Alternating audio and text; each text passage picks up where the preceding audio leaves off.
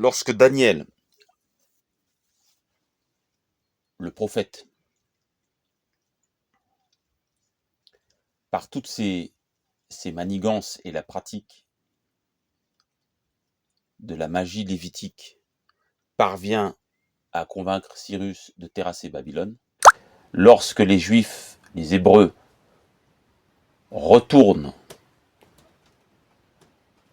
en Israël, il sait qu'il y aura une construction du deuxième temple. Daniel a la lettre de Moïse remise à Josué. Écoutez bien ce que je dis. Faites vos recherches, j'ai tout mis à disposition. Tous les textes sacrés de la bibliothèque de l'or d'Adam, de l'Égypte, sont à disposition. J'ai fait le travail. Donc vous n'avez qu'à suivre les réseaux et vous aurez les informations. À la manière d'un mandala, je trace les lignes. C'est simple. Daniel a la lettre de Moïse.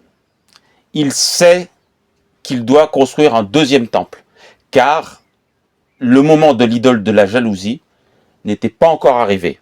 Voilà pourquoi les Esséniens, la plupart de l'activité des Esséniens entourait le temps, la comptabilité du temps, la planification du temps. Donc Daniel savait que l'idole de la jalousie devait apparaître 600, 700 ans plus tard. C'était pas encore le moment. Donc il fallait reconstruire un temple, il fallait se débarrasser de Babylone. Il se fera aider des Perses. Mais Daniel ne s'arrêtera pas là, car il pratique la clairvoyance, la haute conscience des Lévites. Aussi, il fera en sorte qu'un pouvoir sorte de la Grèce. Pour cela, il a besoin de leur donner une partie de la sagesse des Lévites. Il inventera donc la démocratie. Les Grecs, admirant cette sagesse, l'adopteront tout de suite. Mais Daniel ne s'arrêtera pas là. Il leur donnera une idéologie. Il fixera en eux, il les programmera à une idéologie, à une mythologie.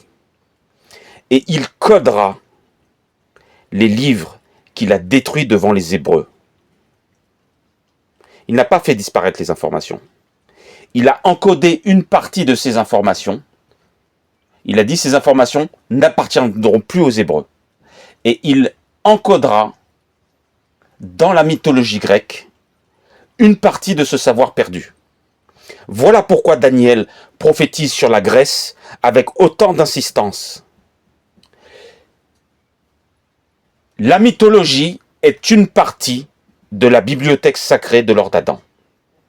Zeus et Bélial, les Atlantes, la titanomachie sont Azazel et les 32. Les vampires sont des titans, sont les enfants des titans. Prométhée n'est autre qu'Enoch. Je l'ai déjà dit dans une vidéo. Pourquoi vous ne pouvez pas avoir accès à ça? Pourquoi il n'y a que moi qui peux déverser ce savoir? Parce que vous n'avez pas accès à ça, bordel de merde. Vous n'avez pas accès à ça. Le ciel ferme les portes au cœur impur. Vous ne pouvez pas y accéder. Donc, les titans ne sont autres qu'Azazel et les 200. Prométhée, ce si grand secret qui est cher aux francs-maçons, dont ils ne comprennent rien. Prométhée est Enoch.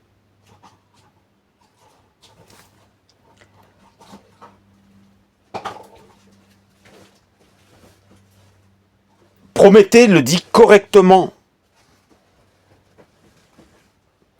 À un moment donné sur Terre, il se retrouve en guerre contre les titans. il y a une guerre sous l'Atlantide. Il y a une guerre entre ceux qui vénèrent le soleil, qui vénèrent la force christique, qui font de la force christique une magie, et en face d'eux, il y a une autre magie, qui est la magie du temps. Prométhée le dit, Daniel le savait.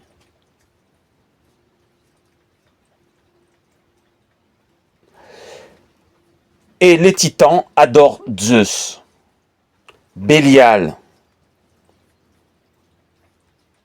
qui tire son pouvoir du soleil, du chiffre 9.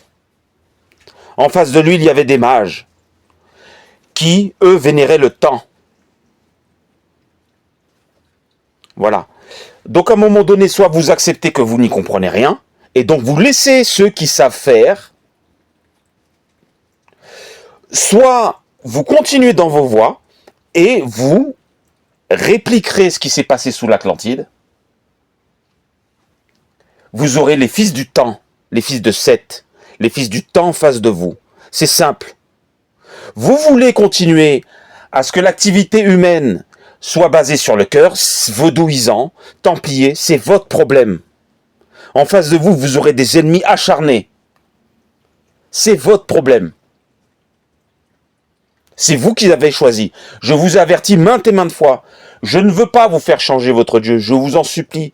Je vous demande de ne pas répliquer les erreurs de vos pères. Et notamment l'erreur d'Azazel. Parce que qu'est-ce qui s'est passé? Qu'est-ce que nous apprend la mythologie grecque? Qu'à un moment donné, les titans, les sentinelles, Azazel et les 200, qu'est-ce qui se passe? Ils font des enfants. Et à un moment donné, les enfants décident d'aller en opposition avec les pères de l'Atlantide, de cette période qu'on appellera sur Terre l'Atlantide. Ils s'opposeront à eux. Et ils ne voudront pas suivre les traces de leur père. Et que feront-ils? Ils utiliseront la magie pour créer le vampirisme. Ils utiliseront la magie pour créer les licans.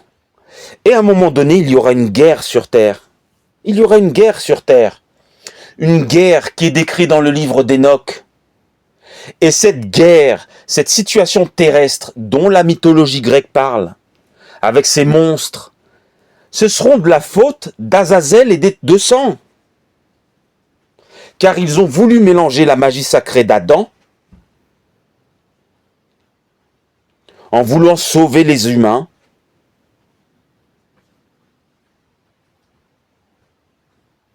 en aimant les humains, en ayant de l'amour pour les humains, en voulant créer un système d'amour pour les humains qui était ignorant à cette époque-là. Voilà pourquoi Enoch fera le nécessaire, Prométhée fera le nécessaire, pour donner malgré tout aux humains une certaine sagesse et pour extirper la malédiction d'Azazel de celle-ci. Tout simplement, toute simplicité. Et vous voilà pris par les multivers magiques dans lesquels vous fantasmez et vous sublimez, et vous ne comprenez rien, et vous êtes rentré dans une ère de spéculation qui a duré des siècles, et vous arrivez devant moi arrogant, plein d'arrogance, en me disant, vous savez ce qu'il faut faire, vous connaissez la magie, mais vous ne connaissez rien, vous ne connaissez rien du serment d'Adam, vous ne connaissez rien, vous n'avez pas été choisi, vous ne comprenez rien, et là, vous frappe la malédiction de Caïn. Vous êtes jaloux, vous êtes envieux, vous ne savez pas, vous êtes dans un état d'ignorance la plus totale. Et je suis là pour vous assurer, pour vous enfermer dans cette malédiction. Vous ne comprenez rien à rien. Vous vous présentez devant les autres hommes comme des gens qui peuvent les éclairer, mais vous êtes des aveugles qui conduisez des aveugles. Vous êtes incapables, vous voulez faire un grand réveil, vous en êtes incapables. Vous n'allez rien réveiller du tout. La seule chose que vous allez faire, vous allez fixer les humains dans la magie d'Azazel. la même qui a amené les désordres monstrueux sur Terre. Ils ont tiré les puissances infernales, les ont ramenées à la surface du sol.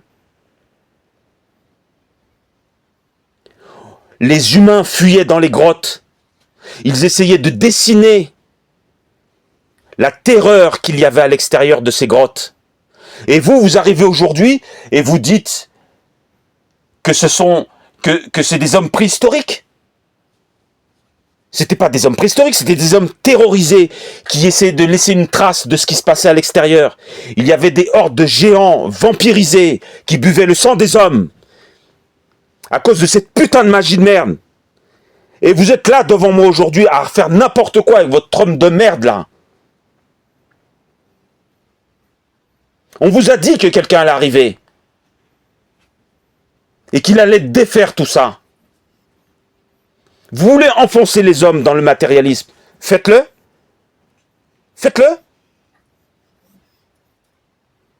Mais vous voyez pas déjà aujourd'hui les fruits? Ouvrez les yeux, regardez les fruits.